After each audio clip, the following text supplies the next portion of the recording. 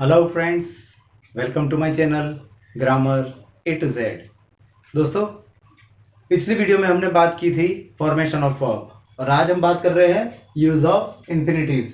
इन्फिनिटिव्स का मतलब क्या होता है?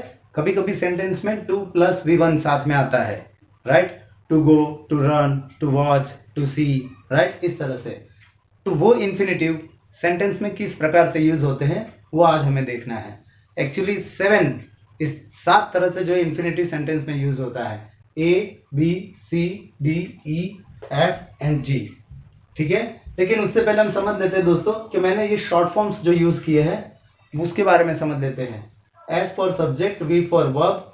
सब्जेक्ट मतलब कर्ता, वर्ब क्रियापद, I N F infinitive, NN noun, PRN pronoun, WH means WH word, how, what, where, when, right?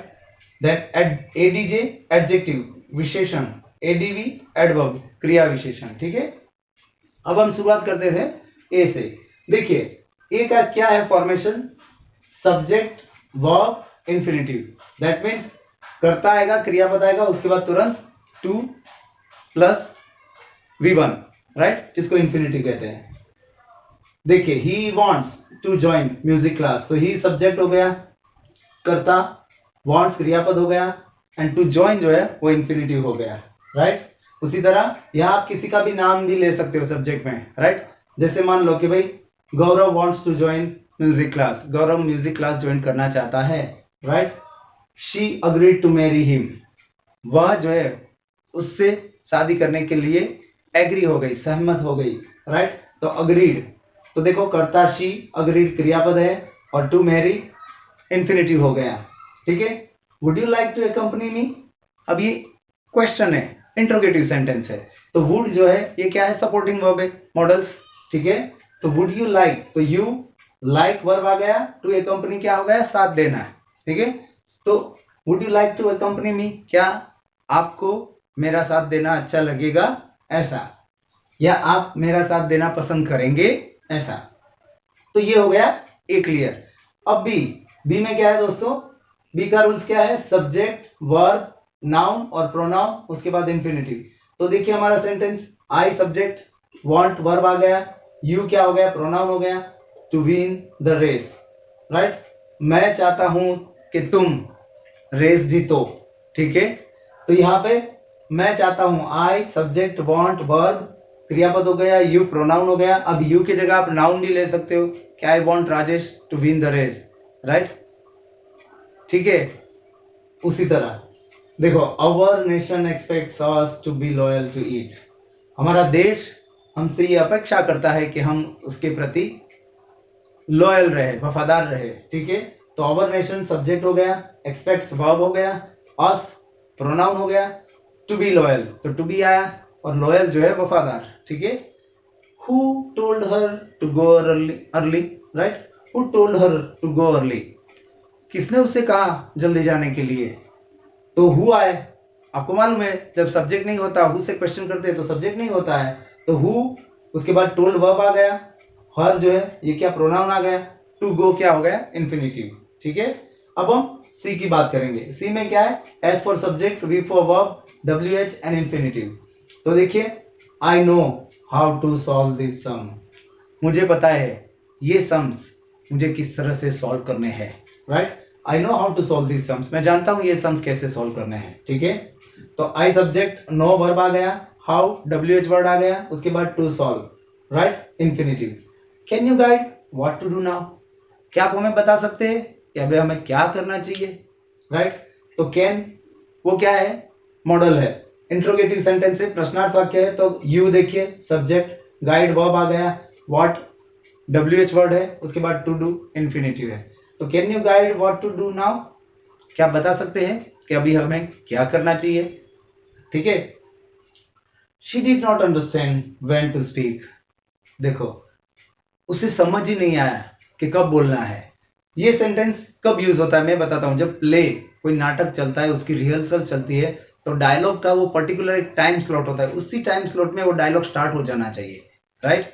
तो जब ऐसे सेंटेंस में, ये ऐसी स्थिति में ये सेंटेंस बोला जाता है कि she did not understand, when to speak, उसे समझ ही नहीं आया कब बोलना है, ठीक है। तो व्हेन WH वर्ड हो गया, देखो डिड नॉट ये सपोर्टिंग वर्ब है, अंडरस्टैंड तो क्रियापद आ गया वर्ब, और उसके बाद व्हेन जो है ये क्या हो गया WH वर्ड, ठीक है।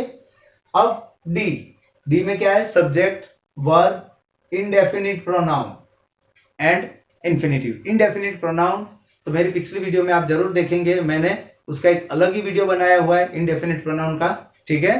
तो देखिए अभी I have nothing to do on this Sunday, subject क्या है डी में आई, उसके बाद हैव क्या है वर्ब है, नथिंग क्या हो गया इंडेफिनिट प्रोनाउन हो गया, उसके बाद टू डू क्या हुआ इंफिनिटिव हो गया, ठीक है।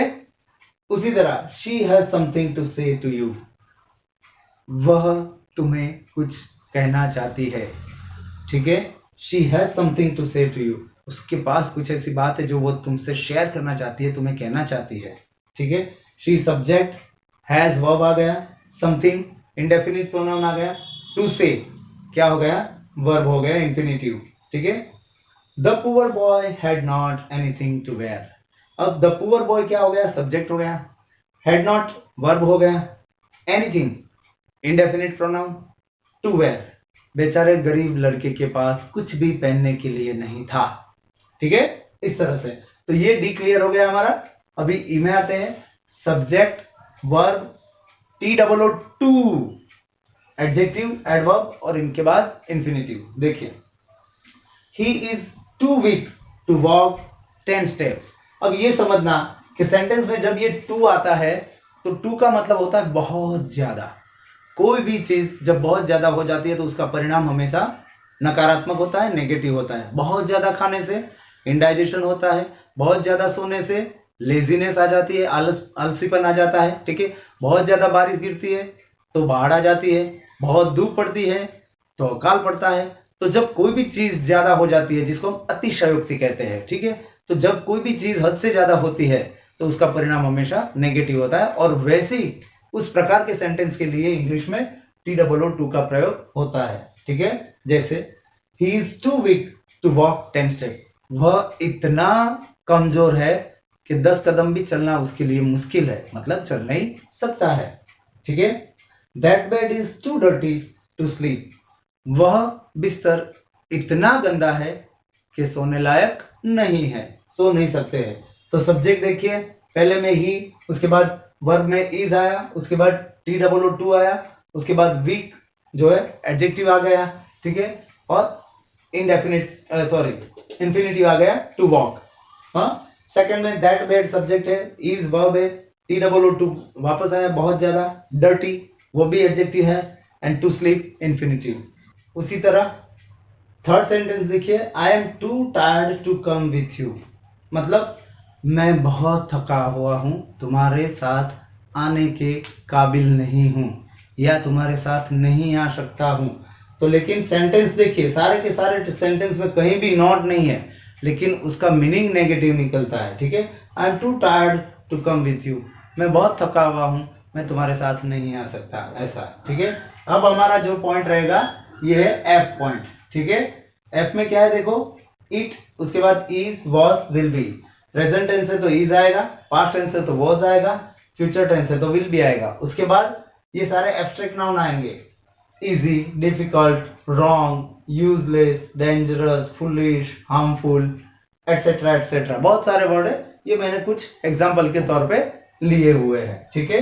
उसके बाद इंफिनिटिव, तो देखिए ये क्या है, it is easy to understand with this method, तो इट इज आ गया, इजी क्या आ गया एब्स्ट्रैक्ट नाउन आ गया, टू अंडरस्टैंड इंफिनिटिव हो गया, विद दिस मेथड, इस मेथड से यह चीज समझना आसान है, समझ में आया, इस मेथड से यह चीज समझना आसान है, ऐसा।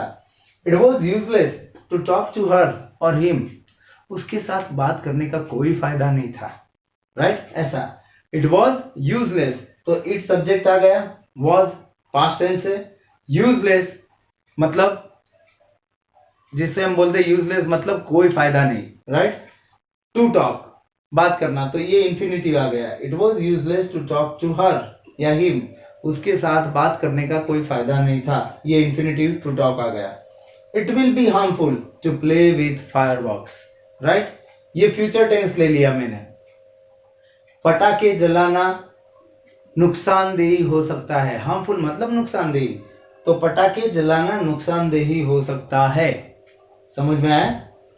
इस तरह से तो ये हमारा एफ हो गया। अब लास्ट हमारा जो है जी, यहाँ पे क्या कहते हैं, इन्फिनिटी विदाउट टू, मतलब ये जितने भी क्रियापद है उन सारे क्रियापद के साथ कभी टू नहीं लगता है। दूसरा जो वर्ब आएगा ऐसे ही आएगा, ठीक है, बीड है, बैड है, मेड है, उसके बाद लेट है, सॉ है, हर्ड है, और ये खास याद रखना, डेयर नॉट और नीड नॉट। जब डेयर के बाद नॉट आएगा, नीड के बाद नॉट आएगा, तो उसके बाद जो क्रियापद आता है उसके पहले टू नहीं लगता है। क्यों? Infinitive without to. लेकिन अगर मान लो कि डेयर के बाद नॉट नहीं है, नीड के बाद नॉट नहीं है, तो आपको उस टाइम तब आपको टू लगाना है। जैसे एग्जांपल देख लीजिए, आई बीड हर डू दिस, मैंने उससे शर्त लगाई ये काम करने की, या मैंने उसे चैलेंज दिया यह काम करो, I bade her do this, right. You need not go, देखो यहाँ नीड नॉट, उसके बाद गो, टू गो नहीं आया, राइट। तो यहाँ बीड आया तो हर के बाद डायरेक्ट डू आ गया, टू डू नहीं आया, बराबर। यू नीड नॉट गो, तुम्हें जाने की जरूरत नहीं है, तो नीड के बाद जो है सीधा नॉट आया, इसलिए गो ले लिया हमने, टू नहीं रखा है। He did not speak a word, एक शब्द बोलने की उसकी हिम्मत नहीं हुई, ठीक है। तो डेड आया, उसके बाद नॉट आया, तो स्पीक डायरेक्ट आ गया, टू नहीं लगा है, ठीक है। उसी तरह देखिए, I let her use my laptop, तो लेट आ गया, हम बोलते हैं ना लेट हिम स्लीप, उसे सोने दो, लेट देम गो, उन्हें जाने दो, राइट। लेट अस स्पीक, चलो हम कुछ बोलते हैं यार, let us speak, let us talk, चलो हम बातें करते हैं। तो लेट के साथ जो है ये ऑब्जेक्टिव प्रोनाउन आता है, उसके बाद डायरेक्ट वर्ब आता है, उसके बाद भी टू नहीं आता है, ठीक है। अब she needs to meet him one time, ये देखो यहाँ नीड से यहाँ नीड नॉट है, तो नीड के बाद यहाँ नॉट नहीं है नीड्स के बाद, इसलिए क्या हो गया, शी नीड्स टू मीट, यहाँ पे टू लगा, she needs to meet him one time. तो हमारा नियम क्या है कि जब डेयर नॉट और नीड नॉट के बाद अगर टू आता है तो आपको, sorry, dare not need not के बाद कोई भी क्रियापद आता है तो उसके पहले टू नहीं लगता है। लेकिन अगर डेयर और नीड के बाद नॉट नहीं है तो उसके बाद जो भी क्रियापद होगा उसके आगे टू लगेगा। She needs to meet him one time, उस लड़की को एक टाइम उससे मिलना जरूरी है, इस तरह से, ठीक है। तो दोस्तों ये आज का हमारा पॉइंट था, यूज ऑफ इन्फिनेटिव्स। मुझे उम्मीद है आपको ये पॉइंट अच्छा लगा होगा। अगर आपको ये पॉइंट अच्छा लगा है तो आप मेरे चैनल को सब्सक्राइब कीजिए और अपने फ्रेंड्स रिलेटिव्स के साथ शेयर कीजिए। मैंने बताया उस तरह से ईच एंड एवरी टॉपिक मैं कवर कर रहा हूँ। अब तक 15-16 जो है वीडियो मैंने बना दी है और अलग अलग टॉपिक पे मैंने बनाई है। अब ज़रूरत है प्रैक्टिस की। आपने भी पहले सीखा होगा, किसी न किसी ने सिखाया होगा, हो सकता है कि उस टाइम पे ना समझ में आया हो, लेकिन मुझे विश्वास है कि आज आपको ज़रूर समझ में आया होगा। तो आप प्रैक्टिस कीजिए। अगर प्रैक्टिस के लिए एक्सरसाइज चाहिए तो मुझे कमेंट बॉक्स में लिखिए, मैं आपको PDF दे दूंगा। दोस्तों आज के लिए इतना, मिलेंगे नेक्स्ट टाइम नए टॉपिक के साथ, तब तक के लिए गुड बाय।